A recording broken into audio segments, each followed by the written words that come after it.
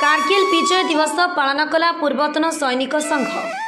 पाकिस्तान को मुहतोड़ जवाब देवाई से दिन भारतर प्रतिटी जवान कारगिल को माड़ी जाइतिले। सेमानंक रक्तर धारे कारगिल विजय गाथा लेखा होईछि। सेही दिन को मने पकाइबा पई आज ए कारगिल विजय दिवस पालन करा जाउछि बोली कहिसेंति पूर्वतन सैनिक तथा पूर्वतन सैनिक संघर संपादक प्रताप रथ। आज जिला पूर्वतन सैनिक संघ कार्यालय कारगिल विजय दिवस पालित हो जाइछि। मुख्य अतिथि भाव में पौराध्यक्ष लिका साहू जोगदे शहीद को श्रद्धांजलि अर्पण करथिले। सम्मानित अतिथि भाव में बीजेपी नेता गोपाल जी पाणिग्राही और शहीद का परिवार उपस्थित थे। यह अवसर में कारगिल दिवसर स्मृतिचारण करने सहित शहीद मानक श्रद्धांजलि अर्पण करथिले। सेभଳି सेनारे जोगदे देश मातृकार सेवा पई आगभर हेबाकु आजिर युववर्ग को आह्वान देथिले। प्रताप चंद्र रथ संपादक पूर्वतन सैनिक संघ बलांगीर एवं उपसभापति वेटरान सोल्जर्स एसोसिएशन उपसभापति। आज 25तम कारगिल दिवस रे मुई भारतवर्षर सेवारत सैनिक पूर्व सैनिक शहीद परिवार समस्त को शुभेच्छा ज्ञापन करुछे, अभिनंदन ज्ञापन करुछे। देखुन आज 25 वर्ष सरीगला कारगिल युद्ध, किंतु आज खुशी लगुचे जेन मैंने शहीद हेले तांकु आज आम फुलमालटे देकरी तांकर जय जयकार करुछुँ। किंतु आज जेन शहीद परिवार अछन तांकर आखिरु आज लुह नहीं लिभार कहीं लगे सरकार आज अणदेखा करिछन। काहाके दौछन पेट्रोल पंप तो काहाके किछि नहीं देबार। बलांगीर रे जेन 3 जन शहीद अछन सेतिर मध्यरु जनकु केंद्र सरकार राज्य सरकार तरफ थैथान करा जाइछे।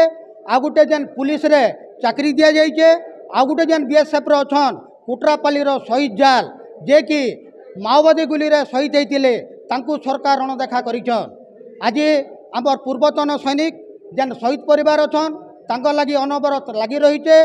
तांकर पेंशन रो सुविधा अन्य जेन मौलिक सुविधा पाइबार कथा सेथि लगी से लगी पड़ीछे। आज खुशी लागसी जे कारगिल 25 वर्ष बीतीगला। से समय के जदि देखमा से समय अनुभूति मुई डोडा सेक्टर जिते थी कारगिल युद्ध समय रे से समय रे रास्ता रे JNK साधारण जनता रास्ता रे समस्त लगी खाद्यपेयर व्यवस्था करी से माने गुटे न स्लोगान देउथिले, भारत के सैनिक आप संघर्ष करो, हम आपके साथ हैं। इतानु बड़ी बड़ जिनिस किसी नहीं से 26 जुलाई 1949 मसीह आमर वीर जवान माने कारगिल शिखर रे राष्ट्रीय झंडा दोहराई से दिन रु केंद्र सरकार घोषणा कले जे 26 जुलाई 1999 जेन कारगिल युद्ध होता प्रति वर्ष 26 जुलाई रे भारत वर्ष रे कारगिल दिवस पालन हेबा। जार फल रे शहीद मान को आमे मन करि पारमा आ सैन्य बाहिनी रे आगामी पीढ़ी जेन आसुचन से माने योगदान करि पारबे। जय हिंद, भारत माता की जय। आज हूँ कारगिल विजय दिवस तो से लगी तो मुझे मोर भक्तिपूत श्रद्धांजलि जनामी सब शहीद मान को जेहेतु तांकर लगी बोलकर आज आम एत आराम समस्ते रही पारुछुँ। आम लगी गोटे गर्वर दिन आज जे आमर इंडिया रे जिते कारगिल युद्ध होता सब इंडिया जवान मैंने जाकि एतकी हाई अल्टीट्यूड रे 18,000 मीटर ऊपर लड़िक जीतिछन। तो सेटा आम लगी गोटे गर्वर विषय। तार छड़ा आमर भारतीय मानकर समस्त गोटे सब गर्व रहा जे आमर जवान मैंने एतकी तमने निजर जीवन के बाजी लगेक निजर देश के बंचैछन, आज पर्यंत बंचाई रखीछन। तो सेटा आमर लगी गोटे गर्वर विषय।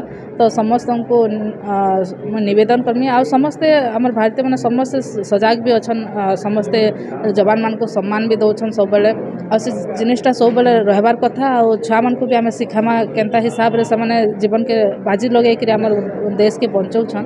आ मेनली तो तांकर परिवार समस्त को मैं बहुत बहुत कोटि कोटि प्रणाम जनामी जे एंता तमना मनीष तैयारी करछन जे माने कि हमर देश रो लागि निजर जीवन दउछन। तो सरकार सब बेले प्रायोरिटी देइछन जवान मान को सब बेले तांको ऊंचा स्तर रे रखा जाइछे आ सेटा सब दिन रो लागि बंच के रहबा।